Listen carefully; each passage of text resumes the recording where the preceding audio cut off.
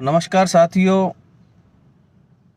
राजस्थान में अभी सबसे ज़्यादा जो ज्वलनशील मुद्दा चल रहा है छात्रों के हित को लेकर है, जिसकी लड़ाई लगातार भूतपूर्व छात्र संघ अध्यक्ष जो है महेंद्र कुमार शर्मा लड़ रहे हैं। अभी हाल ही में L1 के अंदर जो बीएड को सम्मिलित किया था उसकी लड़ाई इन्होंने जयपुर में जाकर लड़ी और आखिरकार जीत हासिल हुई, जिससे कई छात्र छात्राओं का भविष्य जो है बच गया। और अब जो मांग है इनकी ये चल रही है कि जो रीट के जो पद हैं वो बढ़ाकर 50,000 किए जाएं। वर्तमान में अभी 30,000 पदों के लिए ही आवेदन लिए गए हैं और महेंद्र कुमार शर्मा इसकी लड़ाई भी अब शुरू करने जा रहे हैं। इसका आंदोलन के आगाज़ तो हो चुका है और जल्द ही इसके लिए बड़ा आंदोलन भी चलाया जाएगा। और हमारे साथ अभी मौजूद हैं खुद महेंद्र शर्मा और वो बात करेंगे इन्हीं मुद्दों को लेकर, छात्र छात्राओं के हित को लेकर बात करेंगे। और खुद हमारे साथ जुड़े हैं महेंद्र शर्मा और उनका कहना है कि जिस तरह से आज छात्र छात्राओं का भविष्य अधर में है, स्कूलों के अंदर अध्यापक नहीं हैं, छात्रों को पढ़ाने के लिए अध्यापक नहीं मिल रहे हैं और अध्यापकों को उनकी नौकरी नहीं मिल रही है। ऐसे में सभी वर्ग पीड़ित है, आंदोलन को मजबूर हैं, चाहे आंदोलन कोई भी हो। अभी बात कर लें ताज़ा मुद्दे की तो जिस तरह से हनुमानगढ़ में शिक्षा मंत्री बी डी कल्ला पहुंचे थे, रात्रि को 11 बजे महेंद्र शर्मा ने उनके काफिलों को रोका और मांग की कि जो पद है रीट के 30,000 पद है उनको बढ़ाकर 50,000 किए जाएं, तभी जाकर वे शांत बैठेंगे। और उन्होंने चेतावनी भी दी है कि अगर इनकी मांग नहीं मानी जाती है तो वे इस आंदोलन को पूरे स्तर पर देशव्यापी आंदोलन बनाएंगे, जिसके लिए उन्होंने रूपरेखा तैयार कर ली है। और जयपुर के शहीद स्मारक पर इनके आंदोलन का आगाज भी हो चुका है और जल्द ही महेंद्र शर्मा वहाँ खुद भी पहुँचने वाले हैं। अभी हमारे साथ खुद मौजूद हैं महेंद्र शर्मा, इनसे बात करेंगे। महेंद्र जी, क्या है मुद्दा और ये किस तरह से आप इसकी आगे की लड़ाई लड़ेंगे, बताइए। पहले तो साथी गुलाम नबी साथी को हम बधाई देना चाहते हैं कि ऐसे लोग जो युवाओं की चिंता को लेकर के, युवाओं के भविष्य की चिंता लेकर करके ऐसे जुड़े मुद्दे जिनमें दर्दनाक जो सवाल है आज युवा का, राजस्थान का युवा का, जिसने डिग्री ली परंतु उसको रोजगार नहीं मिला। जो साथी पहले तो देख रहे हैं, तमाम साथियों को ढेर सारी शुभकामनाएं कि आपने इस आंदोलन का आगाज किया है कि हमने, सरकारों ने जब डिग्री दिया उसका रोजगार भी दो। 3.5 साल हो गए भाई साहब, 3.5 साल हो गए। अभी तक 3.5 साल के अंदर सरकारों ने घोषणा की कि 31,000 रीट पद भरे जाएंगे, परंतु सरकार ने घोषणा की 3.5 साल में 5 बार आवेदन की तिथि बदली गई, 5 बार आवेदन की तिथि। परंतु मजाल है राजस्थान की कांग्रेस सरकार 31,000 पर नोटंकी करती रही, 31,000 पर नोटंकी करती रही। 5 बार आवेदन की तिथि बढ़ा दी, संख्या बढ़ा दी। भागीदार होने के लिए, परीक्षा में भागीदार आवेदन करने के लिए बार बार तिथियां बढ़ाई गई। लोगों ने 3.5 साल में बीएड कर ली और वो लोगों ने भी परीक्षा दे दी। और कुछ लोग ये कह रहे हैं आज की ये भर्ती के लिए क्यों मांग रहे हैं, सरकार से कहना चाहते हैं कुछ लोग ओवरेज हो जाएंगे, अगली भर्ती का इंतजार नहीं है। ओवरेज हो जाएंगे साथी जिन्होंने पूरी जिंदगी लगा दी, अच्छे नंबर भी आए, परंतु उस पद नहीं होने के कारण वो रह जाएंगे। इसलिए तमाम साथी इस वीडियो को ज्यादा शेयर कीजिए और विद्यार्थी के इस दर्द को, चाहे वो बीएसटीसी का हो चाहे वो बीएड का हो, इसके दर्द के लिए आगाज कर रहे हैं हम कि पदों की लड़ाई भी लड़ेंगे, मजबूती से लड़ेंगे। आप इस वीडियो को ज्यादा शेयर करो और आम जनता तक भेजने का काम करो, जगाओ लोगों को। मजबूती से लड़ेंगे इस लड़ाई को, मजबूती से। साथी आज गुलाम नबी सुबह फोन आए साथी का, चिंतन वाले साथी हैं। मैं ऐसे पत्रकार साथियों को, राजस्थान की तमाम मीडिया जो जागरूक मीडिया है, जो सवाल उठाती व्यवस्था पर, ऐसे साथियों पर हम सलाम करते हैं। साथी बड़ा कार्यक्रम आज तक चैनल पर भी लेके आ रहे हैं कि हम राजस्थान के युवाओं की बात को लेकर के बड़ा कार्यक्रम रखेंगे आज तक चैनल की तरफ से आपके दर्द को लेकर के। आज फेसबुक आईडी पर इन्होंने मिलना चाहा और सवाल पूछा कि क्यों रात्रि को आप मजबूर हो गए अपने बिस्तर छोड़ करके एक मंत्री का काफिला रोकने के लिए। साथी ने यह सवाल किया हमसे। हम कहना चाहते हैं साथी, हम मजबूर इसलिए हुए, हमारे माँ बाप ने मुश्किल दौर के अंदर हमें बीएड और बीएसटीसी करवाया। हमारे घर के माँ बाप ने, हमने हर एक युवा का दर्द सुना जिसने जमीन गिरवी रख करके, जिसके गार्जियन ने जमीन गिरवी रख करके, बैंक से कर्ज लेकर के, माता बहनों के गहने अडाने रख करके हमें उस डिग्री को मिला, हमने उस डिग्री को प्राप्त किया। परंतु डिग्री मिली, डिग्री के पीछे सपने थे हमारे माता पिता के। वो सपने ये थे कि हमें रोजगार मिलेगा, हम मास्टर बन जाएंगे, हम मास्टर बन करके हमारे घर में आंगन में खुशियां आएगी, हमारे आंगन में चहक-महक होगी। परंतु आज की सरकारों ने हमारे माँ बाप के अरमान को, हमारे भविष्य की अंधेरी को लाने में वो सफल हो रहे हैं। वो बहुत तार्किक लोग हैं। वो 31,000 पदों की भर्ती ला करके 3.5 साल में ये ड्रामा करते रहे कि हम भर्ती लेके आए, हम भर्ती लेके आए। परंतु 5 बार मैं गुलाम नबी भाई साहब से कहना चाहता हूं, भाई साहब हमारा 5 बार आवेदन की तिथि बढ़ाई गई। जिन लोगों ने बीएड में दाखिला लिया था उनकी बीएड हो गई, परंतु सरकार ने परीक्षा नहीं करवाई। परीक्षा के लिए भटके आंदोलन किए कि परीक्षा करवाओ, परीक्षा करवाओ। अब कह रहे हैं सरकार से कि पद बढ़ाओ, नंबर अच्छे आए। 60% लोगों के 70-80% फीसदी नंबर आए, परंतु सिलेक्शन नहीं हो रहा कट ऑफ के अनुसार। अगर पद बढ़ते तो उनका दाखिला हो जाता। बुढ़ाई भाई साहब से कहना चाहता हूं, आज तक के चैनल के पत्रकार हनुमानगढ़ से, साथी यह दर्द सिर्फ मास्टर बनने का ही नहीं है, यह दर्द उन पीढ़ी का भी है जो पीढ़ी वर्तमान में पैसे के अभाव में जो झुग्गी झूंपड़ियों से निकल के सरकारी स्कूल में दाखिला लेते हैं। वो 1 से 5 तक के विद्यार्थी, जो स्कूली विद्यार्थी जो पढ़ने के लिए जाते हैं, सिर्फ बिल्डिंग मिली है, सिर्फ ब्लैक बोर्ड मिले हैं, मास्टर नहीं है क्लास में। बच्चे जा रहे हैं, खाली बस्ता लेके आ जाते हैं, घूम के खाली बस्ते में सिर्फ किताब होती, पढ़ाने वाला अध्यापक नहीं। ये लड़ाई 2 प्रकार की है। कुछ लोग एक एंगल से इस लड़ाई को ले रहे हैं, कुछ लोग एक एंगल से लड़ाई को ले रहे हैं। हम इस लड़ाई को 2 एंगल से ले रहे हैं। ये लड़ाई एक विद्यार्थी की है, एक गुर्जन की है, एक बेरोजगार की लड़ाई है। इधर बेरोजगार कह रहा हमें आप रोजगार दीजिए, इधर विद्यार्थी कह रहा है हमें अध्यापक दीजिए। आप आज तक के चैनल के गुलाम नबी भाई साहब से कहना चाहता हूं, आप सर्वे कीजिए, राजस्थान में सर्वे कीजिए, आपके चैनल के मार्फत सर्वे कीजिए। आप स्कूलों में घुसिए, खाली पड़ी है क्लासें, परंतु पढ़ाने वाला अध्यापक नहीं है दोस्तों, पढ़ाने वाला कोई अध्यापक नहीं है। वहां बच्चे ठोकरें खा करके आते हैं, इधर बेरोजगार ठोकर खा रहा है, परंतु कोई सुनने वाला नहीं। सारे अपनी मलाई बनाने में लगे हैं। हम राजस्थान सरकार से कहना चाहते हैं, हम आपकी सरकार बनाने वाले लोग हैं, हम बीजेपी से नफरत करने वाले लोग हैं, जिसके बीजेपी पीपी मॉडल लेके आई है। हम उम्मीद के साथ में 2018 में मुख्यमंत्री महोदय राजस्थान के 200 विधायकों से कहना चाहते हैं, 2018 में आपने, हम युवाओं ने आपके चेहरों पर मुस्कान दी है। आपका जो चेहरा मुस्कुरा रहा है उसके पीछे राजस्थान के युवा ने मुस्कान दी है, इस बात के लिए दी है कि गहलोत सरकार आएगी और ढेरों सारे बेरोजगारों के जो वादे किए वो पूरा करेगी।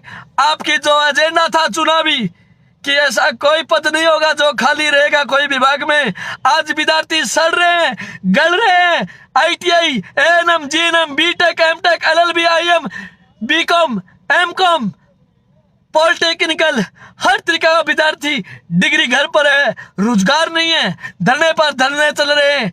2013 के साथी, 2018 के साथी, आज आंदोलन रहते हैं, एनएमजी में आंदोलन रहते हैं, परंतु उनको न्याय नहीं मिल रहा।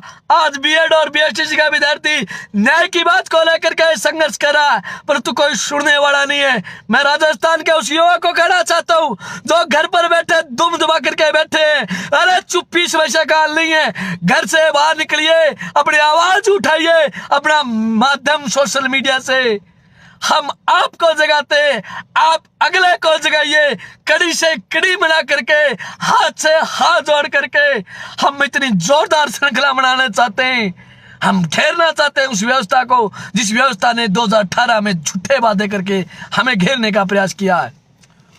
तो आप देख सकते हैं कि महेंद्र भाई की भावना को आप समझ सकते हैं कि जो ये निवेदन भी कर रहे हैं छात्र छात्राओं से कि जो घरों में बैठे हैं वो बाहर निकलिए, क्योंकि जब तक आप आवाज़ नहीं उठाएंगे कोई सुनने वाला नहीं है, क्योंकि सरकार बहरी हो चुकी है और उसको जगाने के लिए आवाज़ बुलंद करनी होगी। महेंद्र जी, अभी आपने रात्रि को जो मंत्री महोदय जो आए थे, उनका शिक्षा मंत्री आए थे बीडी कल्ला जी, उनका काफिला रोका और उन्होंने आपसे वार्ता भी की, तो वार्ता में क्या आश्वासन दिया आपको? हमने उसने आश्वासन दिया, मंत्री साहब ने, हमने 11 बजे तक वार्ता, बहुत मुश्किल से वार्ता हुई, हमें पुलिस ने खदेड़ा, हमारे साथ दुर्व्यवहार भी किया गया। हम रात्रि में बिस्तर छोड़ कर करके युवाओं को जगाने के लिए हम मंत्री महोदय जब हमारे हनुमानगढ़ पूछे तो हमने मंत्री साहब को यह बात कही है कि मंत्री साहब, डिग्री मिली, रोजगार नहीं मिला, 3.5 साल हो गए, सिर्फ आवेदन बढ़े, परीक्षा हो गई, आवेदन बढ़े, पद नहीं बढ़े, स्कूलों में अध्यापक खाली पड़े, आप पद बढ़ो। मंत्री महोदय ने यह बात कही है कि हम जल्द बात करके बताएंगे। मैं मंत्री महोदय से उसी वक्त कहा था, पुलिस ने फिर मुझे पकड़ने की कोशिश की कि मंत्री महोदय सिर्फ आश्वासन नहीं चाहिए, हमें काम चाहिए, अब तुरंत प्रभाव से आप जल्द नए शिक्षा मंत्री बने, तुरंत प्रभाव से 51,000 पदों को पदोन्नति कर करके आप सोच रहे हो कि हमें वाई नहीं मिलेगी, मैं तो नया मिलूं, नई भर्ती लेके आऊंगा। परंतु मंत्री महोदय सबको पता है कि 31,000 तक आगे की कोई पद बढ़ेगी, उसमें नाम आपका होगा, आप आगे आइए। हमने ये बात बोली, मंत्री महोदय ने कहा बात करेंगे। हमें अनुशासन, सिर्फ आश्वासन नहीं चाहिए, हमें काम चाहिए, हमें रिजल्ट चाहिए। 2023 में अगर कांग्रेस सरकार, मैं कहना चाहता हूं गुलाम नबी भाई साहब से, आज तक के साथी से और तमाम राजस्थान के युवाओं के साथियों से, अगर सरकार 2023 में दोबारा आने की प्रयास कर रही है तो राजस्थान के युवाओं की बात कर ले, वरना गांव में घुसने नहीं देंगे, रड़क पाड़ देंगे, गांव में माइक छीन देंगे तुम्हारे एक कांग्रेसी विधायक का, जो विद्यार्थी की बात नहीं करता, जो बेरोजगारों युवाओं की बात नहीं करता, घुसने नहीं देंगे। अगर आप युवाओं की बात सुनते हो, पद बढ़ाते हो, तो हम आपकी वाई करेंगे और जिंदाबाद भी बोलेंगे। हम झूठी गोली देने वाले लोग नहीं। तो साफ तौर पे महेंद्र शर्मा ने चेतावनी दे दी है कि अगर कांग्रेस सरकार इनकी मांगे नहीं मानती है तो आने वाले वक्त में ये जो कांग्रेसी पार्टी के नेता हैं उनको गांव में नहीं घुसने देंगे और शहर में नहीं घुसने देंगे, उनके माइक छीनेंगे। तो साफ तौर पे उनका इशारा है कि अगर आपको नेक्स्ट दोबारा रिपीट होना है तो उनकी मांगे माननी पड़ेगी। युवाओं को जो रोजगार के वादे किए थे आपने सत्ता में आने से पहले, उन वादों को पूरा करना होगा, नहीं तो एक बड़ा आंदोलन देखने को मिलेगा। महेंद्र भाई, अभी आपने जो जयपुर में आंदोलन किया था, लड़ाई लड़ी थी, एलएन में के अंदर जो बीएड को सम्मिलित किया गया था उसकी लड़ाई लड़ी थी, उसमें भी आपको काफी संघर्ष करना पड़ा। तो क्या ये जो नया आंदोलन है रीट की भर्ती को लेकर 30,000 पद से आप 50,000 की मांग कर रहे हैं, तो इसका क्या रूपरेखा आपने तैयार की है? कुछ लोग इस आंदोलन को लड़ाना चाहते थे, यह हिस्से की लड़ाई थी, बीएड और बीएसटीसी की लड़ाई नहीं थी। एनसीटी केंद्र सरकार द्वारा एक काला कानून लेके आई थी, उस कानून के अंदर L1 के अंदर बीएड को शामिल किया जा रहा था। प्राथमिक एजुकेशन को खत्म करने की एक पॉलिसी, एजुकेशन पॉलिसी को बढ़ाकर लाके आए थे जिसमें बीएड को शामिल कर रहे थे। हम तमाम साथी इस बात के लिए संघर्ष किया और हमने उस संघर्ष को विजय में तब्दील किया है। राजस्थान का युवा इस मामले में पूरे देश का मॉडल बनने भी जा रहा है। हमारी तमाम साथियों से ये बात भी हमने कही थी, ये लड़ाई बीएड और बीएसटीसी की नहीं है, ये लड़ाई को हमें लड़ाना चाहते हैं। आज जिस तरीके से हमने पदों की मांग की है, बीएड के साथी की पद बढ़ेंगे, बीएसटीसी के साथी पद बढ़ेंगे, हमें एकजुट से लड़ना चाहते हैं, हम एकजुट होकर के लड़ना चाहते हैं उन व्यवस्थाओं से। जिसने बीएड कहा है तो उसको रोजगार दे, L2 के अंदर रोजगार दे, सेकंड ग्रेड के अंदर रोजगार दे, फर्स्ट ग्रेड के अंदर रोजगार दे। बीएड के पास में ऑप्शन है, सरकार से मांग करते हैं पद बढ़ाए। हम बीएड के भी साथ हैं, हम बीएसटीसी के साथ हैं। हमने ये बात कही थी, बीएड अनट्रेंड है, बीएड जिसने किया है वो अनट्रेंड है। किस बात के लिए अनट्रेंड है वो आप गुलाम नबी भाई साहब आपको बताना चाहता हूँ कि वो 1 से 5 तक पढ़ाने के लिए अनट्रेंड है। वो 1 से 5 तक वो नहीं पढ़ा पाते क्योंकि उनको जो वो 1 से 5 की शिक्षण विधि होती है वो उनको शिक्षण विधि नहीं सिखाई जाती है। और बीएसटीसी भी अनट्रेंड है। कुछ साथी ये कह रहे हैं कि बीएड को अनट्रेंड कर दिया, ये तो लड़ाना चाहता है। मैं कह रहा हूँ बीएसटीसी भी अनट्रेंड है साथियों। L2 के लिए 6 से 8 तक पढ़ाने के लिए, 8 से 10 तक पढ़ाने के लिए बीएसटीसी भी अनट्रेंड है। अलग अलग कोर्स, अलग अलग विभाजन किया गया। 1 से 5 तक का ज्ञान सिर्फ बीएसटीसी के पास में है। अरबों एनसीटी एक काला कानून लेके आई है जो बेरोजगारी को बढ़ाना चाहती, L1 में बीएड शामिल कर करके धूस मचाना चाहती। बहुत मुश्किल से बीएसटीसी किया, बहुत मुश्किल से बीएड किया, पर उनका हिस्सा नहीं मिल रहा। हमें एकजुट होकर के इस लड़ाई को मजबूती से लड़ना, और लड़ना ही नहीं और विजय श्री प्राप्त भी करना है। जब तुम एकजुट नहीं होंगे तब तक ये लड़ाई आगे नहीं बढ़ेगी। हमें एकजुट होना जरूरी है। अगर आगे बढ़ना है, भाई साहब बोल रहे थे बेरे और गूंगों को जगाने के लिए धमाके की जरूरत है। वो सरदार भगत सिंह की लाइन हमने 4वीं 5वीं की किताबों में पढ़ा है। असेंबली में बम इसलिए फेंका था, उसका मकसद ये नहीं था। कुछ साथी कह रहे हैं महेंद्र शर्मा बवाल कर रहा है।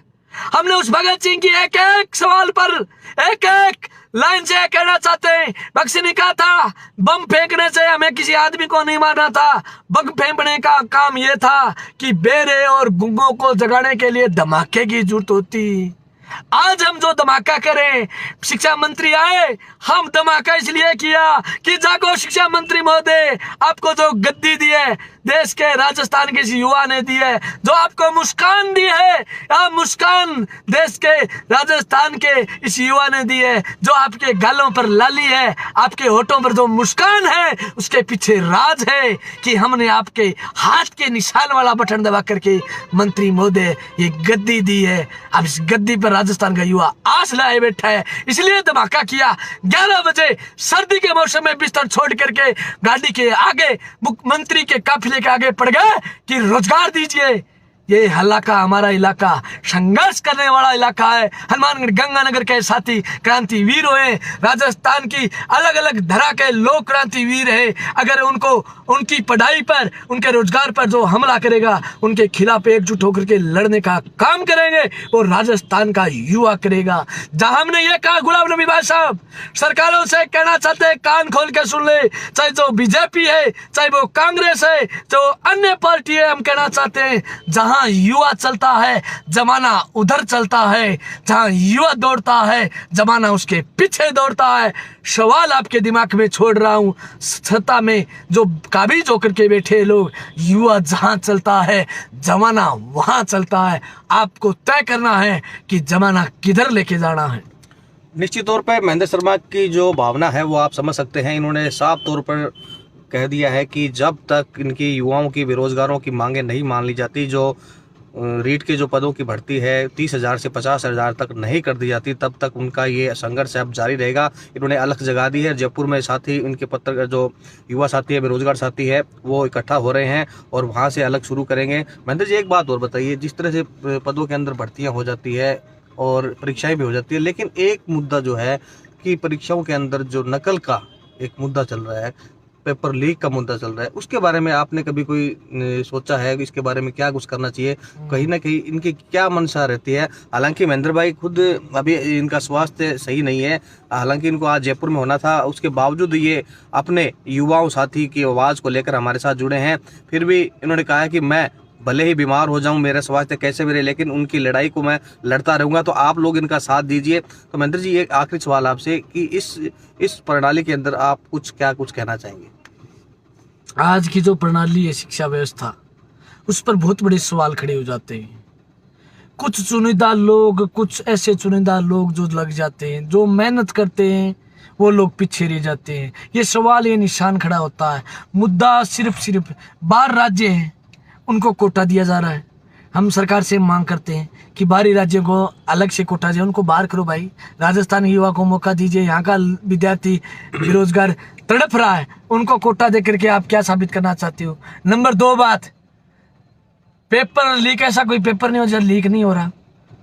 मुश्किल दौर से गरीब ने जमीन बेच करके गहने डाने रख करके पढ़ाई करता है, उसके बाद में वो कोचिंग में जाता है, कहीं सीकर जाता है, जयपुर जाता है, कोटा जाता है, तैयारी करने के बाद एक कमरे लेता है, खर्चा लगता है, घर में भी काम नहीं करवा सकता, लाखों रुपए खर्च हो गए, फिर एग्जाम दिया, एग्जाम में अच्छे नंबर भी आए परंतु लगा नहीं, वजह पेपर लीक। इस दौर में सरकारों से यही मांग करना चाहते हैं कि आप सजगता लाएं, भेदभाव को बंद करते हुए, पेपर लीक बंद करते हुए, एक दायरे में इस पेपर के जो एक गाइडलाइन होती है उसके अनुसार से पेपर लिए जाए, ताकि हर एक को न्याय मिल सके। जो योग्य लोग हैं वो आगे आ सके। पेपर लीक जैसे सवालों में योग्य लोग आगे नहीं आ सकते, उनको पीछे रहना पड़ जाता है। इसलिए सरकारें, खोज चाहे बीजेपी की हो चाहे कांग्रेस की हो, हम कटाक्ष नहीं कर रहे, हम सरकारों से मांग करते हैं कि जो पेपर लीक प्रकरण के मामले जो बढ़ रहे हैं उन पर रोक लगानी चाहिए। तो महेंद्र जी, अब अंत में आप क्या संदेश देना चाहेंगे अपने साथियों को जो अब लड़ाई लड़ने की आप तैयारी कर रहे हैं? रीट के पदों को लेकर 30,000 से 50,000 की मांग है, तो कहाँ तक ये आपका आंदोलन जाएगा और इसकी रूपरेखा किस तरह से आपने तैयार की है और क्या संदेश देंगे? ले मसाले चल पड़े हैं अब लोग मेरे गांव के, अब अंधेरा जीत लेंगे लोग मेरे गांव के, अब ये अंधेरा जीत लेंगे हम। मेरे युवा साथी जागे ना जिस दिन, ये जागता नहीं है, ये तो सोशल मीडिया में, व्हाट्सएप में, इंस्टाग्राम में डूबा है, इसको चिंता नहीं। जिस दिन चिंता होगी गुलाम नबी भाई साहब, ये घर से नेताओं को निकाल देंगे। ये लोकतंत्र डेमोक्रेसी, साथियों डेमोक्रेसी में अपना बात रख सकते हैं। मैं साथियों से कहना चाहता हूँ, जल्द दवाई लेकर के स्वस्थ होकर के आपके बीच में आ रहा हूँ। आपको जब भी मैं मेरे ऑफिशियल अकाउंट से फेसबुक, व्हाट्सएप, ट्विटर, यूट्यूब के आपको सूचना कर दूं, जब भी आऊं आप भारी तादाद के अंदर जरूर आना। लड़ेंगे साथी, जीतेंगे साथी, जब तक है हलक में जान बाकी। हमने कहा है सरकारों से, हमने मुकदमे जहे, हम पर मुकदमे हुए, लाठियां खाई, हमने कहा you kill my body, do not kill my idea. आप हमारे शरीर को तोड़ सकते हो, हमारे विचार को नहीं मार सकते, क्योंकि हमने पढ़ाई इसलिए किया है, हमने सिर्फ डिग्री प्राप्त करने के लिए नहीं पढ़ा है, हमने किताबों से भी सवाल किया है, हमने उस पर्सन से सवाल किया है जो पर्सन हमसे सवाल करना चाहता है। हमने तर्क के साथ, वैज्ञानिक सोच के साथ हम आगे बढ़े हैं। हमने एक एक चीज से तर्क के साथ पढ़ाई की है, हमने सिर्फ डिग्री लेने के लिए। हम राजस्थान के युवा से यही संदेश कहना चाहता हूँ, विशेषकर हमारे हनुमानगढ़ के साथी, जो साथी फेसबुक पेज के साथी, गुलाम नबी भाई साहब के जो तमाम दर्शक हैं, उनको एक ही कहना चाहती हूँ, एकजुट होकर के इस लड़ाई में आप एकजुट हो जाइए। आपकी दुनिया की कोई ताकत नहीं जो आपको हरा सकती। सरकार बनाने वाले हम हैं, सरकार को गिराने वाले हम हैं।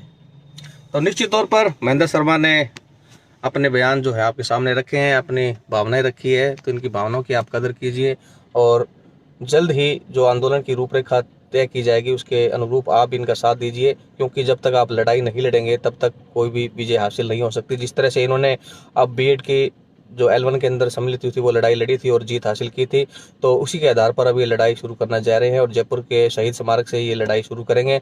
तो अभी के लिए इतना ही। आप हमारे साथ जो साथी दर्शक जुड़ रहे हैं, साथियों हमारी बात आप तक पहुंच गई, आपने हमें सुन लिया, परंतु मेरी मांग ये है कि ये वीडियो उन विद्यार्थी तक भेजो जिन विद्यार्थियों तक हमारी आवाज नहीं जा पाई। उनको जगाने का काम आपका है, हमारा काम आपको जगाने का। कुछ को हम जगाते हैं, कुछ को आप जगाइए। कदम से कदम मिल करके हम लड़ेंगे साथी। तमाम साथी जो दर्शक साथी हमें देख रहे हैं इस चैनल के माध्यम से, तमाम साथियों से निवेदन है इस वीडियो को खूब वायरल कीजिए, युवा तक भेजिए और युवा को एकजुट कीजिए। हम लड़ेंगे, छाती पर चढ़ के लड़ेंगे, सरकारों की व्यवस्था पर लड़ेंगे, उन गलत नीतियों पर लड़ेंगे, एजुकेशन की जो गलत पॉलिसी आ रही है, रोजगार खत्म करने की जो पॉलिसी तैयार हो रही है, उनके खिलाफ हम लड़ेंगे। इस वीडियो को दबा शेयर कीजिए, हर एक युवा को जगाइए, हर एक युवा से घर से बाहर निकलिए, चाहे वो बहन हो चाहे वो भाई हो, अपने अधिकार के लिए बाहर आइए। लड़ेंगे साथी, जीतेंगे साथी। इस नारे को आगे लेके धन्यवाद साथियों, जिन साथियों ने हमें समय दिया, आपका बहुत बहुत धन्यवाद। आपका प्यार यूं ही बना रहे, आपका संघर्ष जिंदाबाद। आप यूं ही एकजुटता के साथ बड़े रहना। संगठन में शक्ति है। यूनी ने जो संतरण तीसरी के क्लास में पढ़ा था, संगठन बना के रखोगे तो तुम्हें कोई तोड़े नहींगा। अगर तुम अकेले रह जाओगे तुम मारे जाओगे। एक शायर ने कहा है कि तुम दाढ़ी रखते हो तो भी तुम मारे जाओगे, अगर तुम दाढ़ी नहीं रखते हो तो भी तुम मारे जाओगे। अगर तुम मेरे बारे में कुछ सोच रहे हो तो भी तुम मारे जाओगे, अगर नहीं सोच रहे हो तो भी तुम